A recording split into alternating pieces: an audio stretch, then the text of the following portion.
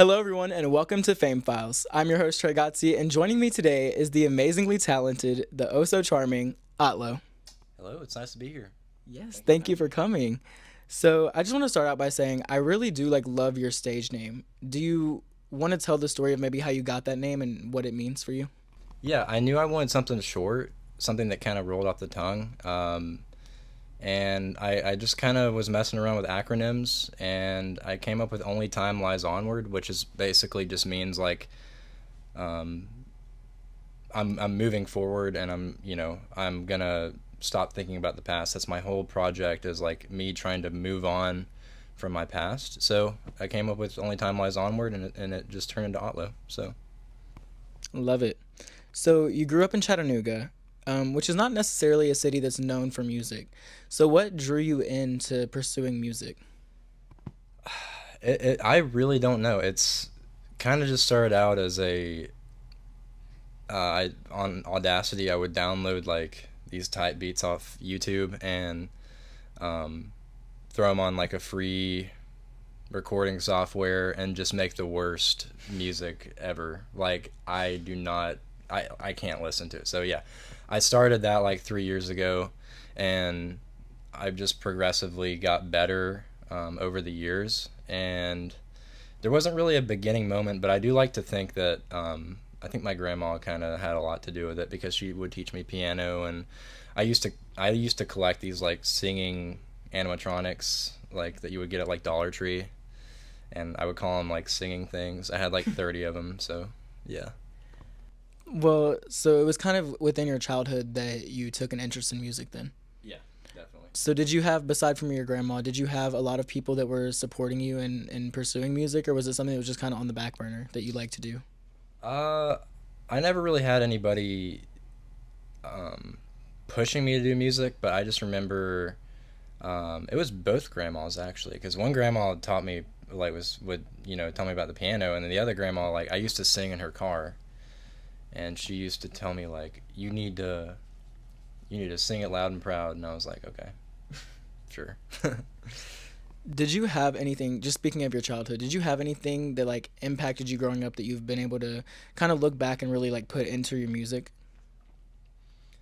I hold my past in a very positive light, like everything up to even the moments that I knew were bad, like 2 years ago was one of the hardest times of my life. I'm starting to look at that in a positive way. So I think all of my music is really just a yearning for returning to the simpler times when I was younger, and with friends, and we didn't have any worries. We didn't have to worry about what we are gonna do. We just kind of hung out, and I miss it all the time. And that's making music helps me kind of come to terms with moving on Yeah. with life. So it's kind of like a love letter to, better days. Yeah, It really definitely. lives up to your name, the Yeah. acronym of your name. So you kind of describe your music as bedroom pop, which is a pretty niche genre. So how would you describe that to someone who has never heard of bedroom pop before? Okay, I would describe bedroom pop as think of like your indie pop, but a little more rough around the edges. It gets the bedroom name from sounding like it was recorded in a bedroom. A lot of the lyrics in bedroom pop are always, talking about nostalgia and wanting to, return to the past, and you know that's it's something that a lot of people relate to. So I think that's why the genre does so well. So I mean, it's working out for you, especially as an up and coming artist. You have over 1,000 monthly listeners on Spotify, which is, I mean, that's pretty big for an up and coming artist. But how's the experience been for you trying to find your footing and grow an audience? Um, it's a very humbling experience because uh, I think like being entitled to anything is like the last thing you can do, because you have to you have to do everything you can to get it out there, regardless of what it is or how much work it takes. Like I just tell myself, if there's any corner of the internet that I haven't covered, like I'm gonna type my name in there, and I'm gonna try to get my like name all over the place, because people are busy, and they love to find new music, but like no, not a lot of people are just gonna go like searching for it and delving on the internet. So I'm trying to make it easy for them. Yeah. I'm trying to just hook them up, just get my music in front of them in any way I can. It's hard, but I'm trying. Yeah. You're helping me with that right now. So you go to them, they don't come to you. That's how it Right, works. yeah, that's just how it is. Well, it's really crazy to me that you're sort of like a one man band, kind of, right? I mean, you produce music, you write the music, you film and directed music videos yourself. So you're a student as well. How do you manage all of that at once and deal with like time management and everything like that? School has always just been kind of a strong suit for me, like something I don't really need to think about so much. So um, I have a lot of brain space to just totally go all in on the music thing. And even like if I'm in class, like I'm gonna be honest, like I just work on anything but like, I mean, obviously I like to pay attention, and I'm here for a reason. I want to learn, but also I want to make sure like my priorities are straight, and stay focused on what I want to do. I definitely get that. I wrote these questions in class, but um, you've released a few things over the past year or two, and you seem like very intentional in the way that you you put out your aesthetic. Sort of, you have this like vintage kind of softer retro aesthetic. What made you choose this, and like how do you plan to expand upon that aesthetic in the future? I've always just really had a love for that, the way that that aesthetic makes you feel. Like it's just a comfortable feeling that you get from the visuals and the sounds of that aesthetic. I grew up playing. Um, I'm not a '90s kid, but I grew up playing like my brother's like old N64, that he had. So, you know, early 3D games, like the soundtracks in those games and the visuals and everything. It's it really kind of ingrained. It's ingrained in me to the point where um, I'm trying to remake it. Like I'm so attached to that aesthetic that it's all I really want to do. Now, like in terms of building on it in the future, I think I'm honestly I'm not sure. We'll just have to see where it goes, but yeah. So the aesthetic for you is more of like a relatability thing, kind of like you were saying with your music. You want people to have that nostalgia and just look and hear the music and just relate to that. Yeah, absolutely. I think if it's one of the things that I think really brings people together, um, because it seems to me that we all kind of had a very similar childhood in some ways, like because we look at these images of like playgrounds um, and like you know just kid stuff, and we're like, it just looks so familiar. It's like we've seen it. It's like a place we've been to before, and we all can relate to having had, at least at one point, not having to worry about much of anything, and we're all very stressed out. So I think that's a very attractive um, way of thinking. Just kind of reminiscing on. It's like a fantasy. Yeah.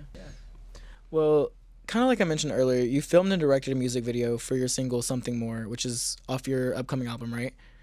And could you just explain to me the thought process behind that video and how you executed everything?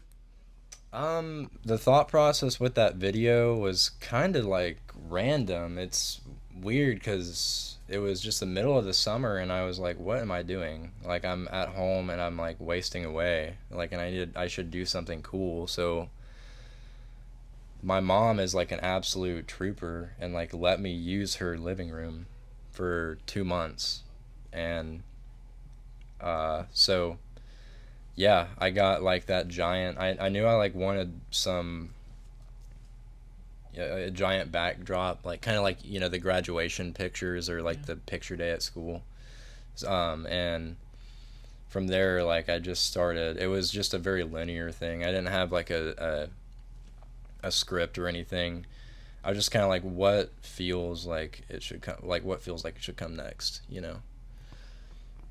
Well, it's very interesting because I mean, you say you didn't have a script or anything like that, but the video to me, I mean, to me it seemed like it had a script, like it kind of told a story in a way, and I think it hits very well. Like I love that video. It hits very well of everything you've been talking about. I feel like it really encapsulates you as an artist of the nostalgic effect and everything. It all ties in.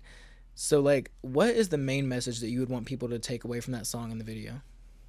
Um, that song really, just like a quick rundown is really just about being aware that somebody that a love interest of your like somebody that you're attracted to doesn't like you back, or maybe lost feelings for you, but they kind of are very indirect about letting you know about that, and they're afraid of like hurting your feelings. It's like, I know you feel bad about you know leaving me or whatever, but like it's not going to change your mind.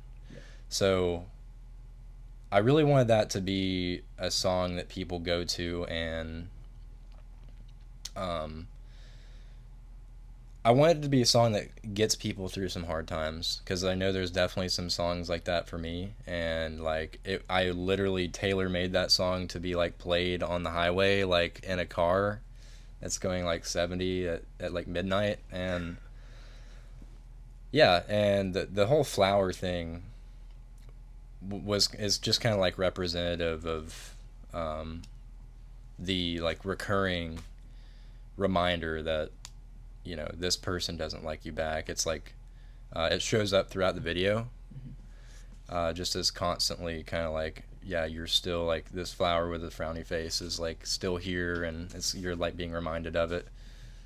Yeah. Throughout the video, we kind of get this euphoric, sort of like eerie, softer sound and vibe. So, will that be continued in your upcoming album? Absolutely, yeah. The whole deal was, I wanted to make something that was like a whole journey, and the entire thing is just, to me, front to back. I want it to feel like you're just in this giant chasm, and the whole 32-minute duration is like you were in like a sensory deprivation chamber or something, and you just like, at the end you're like, wait, what? Like, what did I just listen to? Not in a bad way. I hope not in a bad way. Like, I hope it's in a good way. Yeah. Um, but yeah, definitely look forward to the same vibe as like the first three songs for sure. I think it's interesting kind of that you bring up that point because when you see the vibe of the video and you hear the music, it is something that you can just throw on in the car, or something that you could just throw on while you're doing homework and vibe to. But when you dig deeper into it, it has that deeper meaning in the lyrics. And like you said, you want to help people get through things. Is that something that's kind of common in the genre that you make music? Yeah, I would say definitely I think kind of a staple of that genre is, or the aesthetic just in general, is the simple drum patterns and like the simple instrumentation. It sounds very traditional. Some songs, to me, I mean, like, I'll be honest, are kind of like surface level. I mean, just general feelings, but majority of the time, there's just some really deep introspection behind the lyrics, and Yeah. like there's like always some sort of intention there, and I think that leads to a deep message. Yeah. Yeah. So your album is titled Woozy and it's coming out on October 6th. And you kind of mentioned telling a story with it. So tell me why it's so important for you to not only put out an album, but have it tell a story. Yeah, it's really important to me because I just have had this urgency for the past couple years when working on this to get it out there. Like, in fact,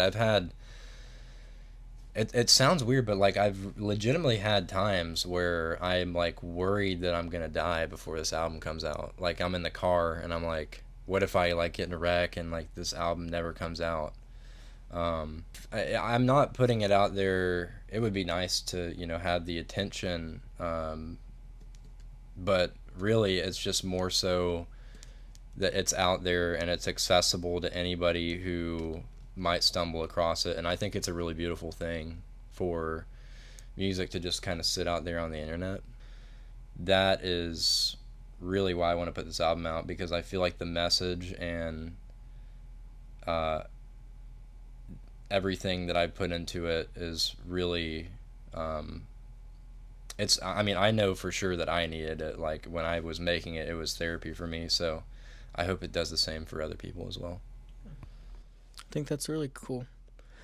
But this is your first album release, and you mentioned that you've been working on it for years. Tell me, well, one, why is it taking so long? But two, um, just walk me through that process of what it's like for an artist, especially one like you who does everything kind of yourself, to make an album. What's that like? Well, for to answer your first question, it took so long because um, I know you were talking earlier. You were asking me how about like how I was going to continue, or how I was going to change things up in the future, or like where my music is going to go. And I think of albums as eras, and if this album has a specific sound to it, and I want to make sure that I really do everything I wanted to do in this sound before I move on, because I don't want to be coming back to an old, like I want to be able to move on. So really it takes so long because that, like, and at the very end when you took so long and you knew you took forever, but you had that finality of like, this is it, like this is, it's no more, like this is what it is and what it always will be, is a really good feeling. So and it was definitely worth the years that I spent on it. And yeah. So, what can people really expect from this album? Well, for one, like this album, I wanted it to just really sound like a total escape to the past, like and if the album has the effect that I want it to have, I would think, like, I would want people to expect that it is going to have a very relaxing and like it has a creepy, unsettling but comforting vibe to it. It's like it's so in the middle of uh, happy and sad, to where it's just kind of like, um, I would say, I would just expect generally that I would say the album to me is unnerving, kind of. Yeah. I think that's a good adjective to use. Yeah. Yeah. So, would you like to tell everyone where they can find your music and where they can find you on social media? Yeah. You can find me. I'm OTLO, OTLO, on all the streaming platforms, and Instagram OTLO Music, and YouTube OTLO_music. Well, I think that about wraps it up. So, thank you for joining me today, of course. Make sure you guys go listen to the album WOOZY on October 6th. And make sure you tune in for more artist interviews in the future on Fame Files.